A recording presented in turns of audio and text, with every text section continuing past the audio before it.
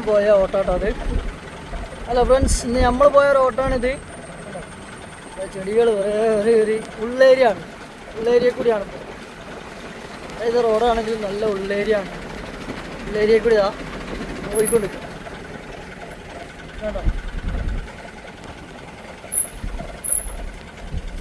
ഇതിനാണെങ്കിലും ചെറിയ കുറച്ച് പുരകളൊക്കെ ഉണ്ട് കേട്ടോ.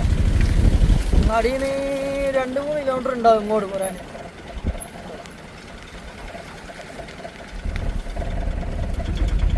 അപ്പോൾ ഇങ്ങോട്ട് എത്തിയപ്പോൾ കുറേ പുരകളായി.